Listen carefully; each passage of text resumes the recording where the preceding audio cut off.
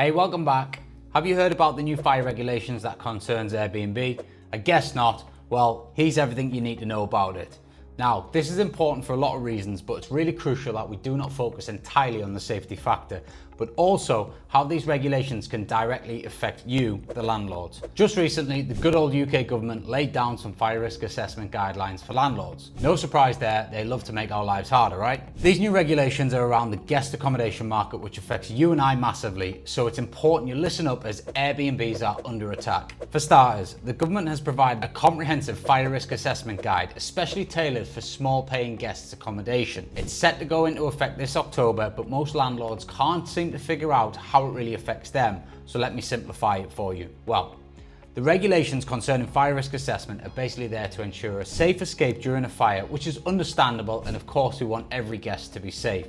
It contains a list of items and rules that hosts must closely follow while hosting on Airbnb and the likes. Basically, these rules tell you what you should or should not have in your Airbnb, and you must listen up here. And speaking about rules, candles for guests are a total no-go. It might smell good, it might make your place look good, but they are an absolute no-go. It is also super important that you install smoke and heat detectors strategically throughout the property. I'm talking about bedrooms, corridors, staircases, dining rooms, and every other spot where a potential fire could start. But it's really not just about having these alarms. These fire alarms need to be loud enough to wake even the heaviest sleepers, especially those that might have had a few too many drinks and passed out. You know the guests that I'm talking about. And let's not forget about the fact that these detectors could also become faulty. So the regulation states that weekly tests must be done to ensure they are in good condition, so you need to start training your cleaners and get this systemized ASAP. For safety's sake, according to the new book of rules, there shouldn't be any flammables inside the house. Naturally, this includes flammable chemicals and liquids and a number of other items on the watch list. And let's not forget about the furniture. You have to make sure every furniture you use complies with the amended Furniture and Furnishings Fire Safety Regulation of 1988. These new regulations also give specifications for properties, so if you are renting out a cozy one-bedroom studio, here's what you'd expect to do. Your front door should be a fire door, and like I mentioned earlier, there's got to be a smoke detection and alarm system also in place. Now tell me, do you think the specifications will be different for a 2-bed? Well, the bad news is, yes, you're right, it is different, so a few more plates to juggle. As if we don't have enough plates to juggle in our Airbnb businesses already. Anyway, if you are renting out a better looking 2-bedroom apartment with a fancy entrance hall, you'll need to step up your game. The new regulations require you to install 2 smoke detectors and a heat detector, tailored to your flat's layout. And yes, you guessed it, that front door, it's got to turn into a fire door as well. Now, these are some of the most important bits, but how about we take a deeper look into the regulations and what it could mean for us as Airbnb landlords. In the unfortunate event of a fire, getting out safely is the top priority. And this wouldn't be possible if you don't have the right equipment and, well, the knowledge mostly for your staff members. One thing that I will add before I go on mine is how seriously you need to treat this. You might think it will never happen to you, but trust me, when you get a text saying that the firefighters have been out last night to one of your properties, your stress levels hit the roof. This happened to me when I was in Miami last year and I woke up to sheer panic. Has anyone died? Am I insured? How much damage is there? Luckily for me, no one was hurt. I was insured and we managed to get it sorted with limited financial damage, but I could have easily been in a lot worse position had I not taken it seriously prior to this. So take this seriously. And on that note, hit that subscribe button, as you're going to need to keep an eye on this regulation issue, and my future videos will be the first to update you. Now, if you've got staff or frequent visitors, providing firefighting equipment is a must. Equip and train your staff members and ensure the instructions are crystal clear for visitors. They all must also remind that evacuation is always the top priority during a fire, and fighting back should be the last resort. You know what could even be a smarter addition? Suitable multi-purpose extinguishers. They're the perfect ones for landlords like you. Not only do they save you money, they are also quite reliable in the event of an emergency. Anyway, here's something else you should do. Steer clear of multi-purpose powder fire extinguishers for enclosed spaces. It's an absolute no-no according to the regulations. When it comes to safety, every single detail matters.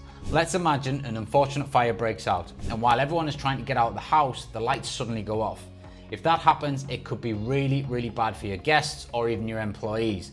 But if you've got emergency escape lights in place, they will come on and help people to safety. For starters, normal light switches should be easy to spot. So if it happens that the fire somehow manages to cut the power supply, the emergency lights take over. And because these lights are usually powered by internal batteries, you do not have to worry when the main power is down. Another great feature is that they aren't too expensive to install, so you don't have to break the bank to install them in any of your properties. In smaller spaces, rechargeable torches are perhaps one of the most important things to have.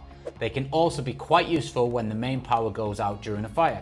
Try to get one in each bedroom and make sure you also have night lights installed in strategic points around the house. This can provide some sort of illumination at night, even when the main lights are out. And don't overlook the outside areas. Well-lit escape routes are a must for everyone's safety. Picture this, you're staying at short-term accommodation and a fire alarm blares at night. You'd want to know how to get out pronto, right? That's why clear fire procedures are a must. Guests need to know what to do from the minute they step into your place. Here's what you need to do. Provide a handy plan drawn, maybe on the back of the bedroom door or in a welcome pack. Directions, emergency service numbers, and location details should be readily available. Now, when that alarm goes off, the key message must be simple. Leave through the nearest exit. It's faster and safer. You could also add this. Call the fire and rescue services, but do it from outside if possible. Quick action is your best friend. Do not encourage your guests to fight the fire. You want them out ASAP and away from the danger. Let the experts deal with it. But here's the thing, one size does not fit all.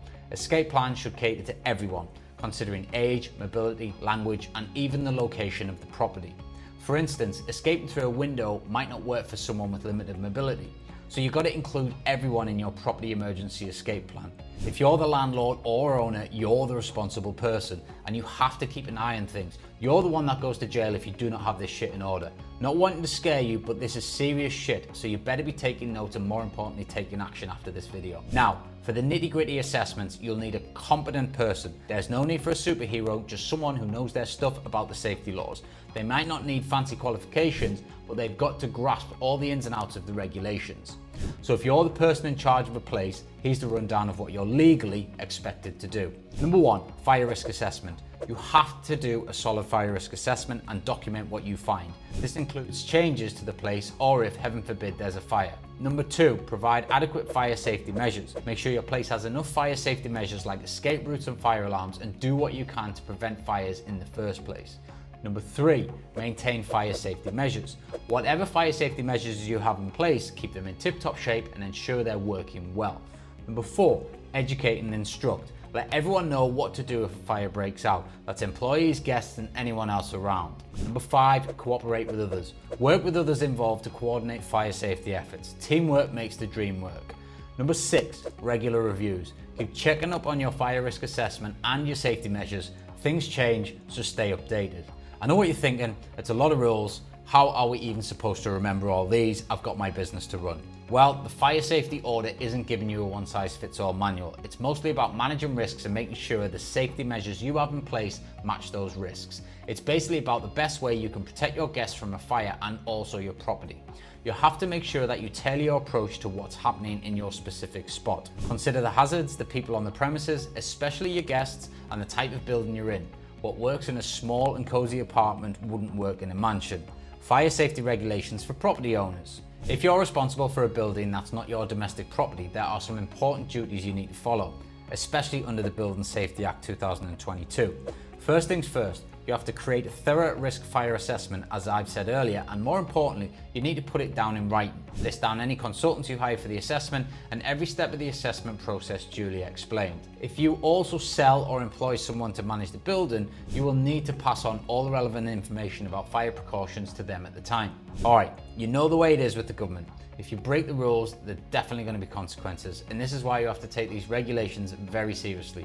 If you don't, they can close your property down, or you could get slapped with a hefty fine. And worse is that you could face prison time if things go south during a fire outbreak, especially if it was directly due to your negligence. Yeah, I know how it sounds. The whole process of ensuring your property is safe from fire might seem like a long and arduous task, but a written fire safety assessment is now a necessity, especially if you're letting out even just one room to a paying guest. But we mustn't see this as something we have to do. It's about keeping lives safe and businesses intact. These fire regulations are reshaping the hospitality landscape. Luckily for me, I have been following the UK HMO guidelines since day one with all of my refurbs, so the majority of the expensive work is done because I knew this was coming. With safety at the forefront, compliance is non-negotiable. For Airbnb hosts and property owners, embracing these changes just ensures not just legal adherence, but most importantly, safeguarding lives. Let's adapt, prioritize safety, and keep the fire hospitality burning while safety remains paramount. The more issues we have as a collective, the harder they will make it for us to operate. So we must pull together as a collective and make this happen. I hate the government just as much as you do, but these are the rules. So we need to play by them and you'll be okay. Don't and you'll be shut down. I guarantee councils will be all over this as it's an easy target for extra revenue through fines. Remember, compliance today paves the way for a safer and more sustainable tomorrow. Stay safe and informed. I hope this video helps. See you on my next one. Cheers.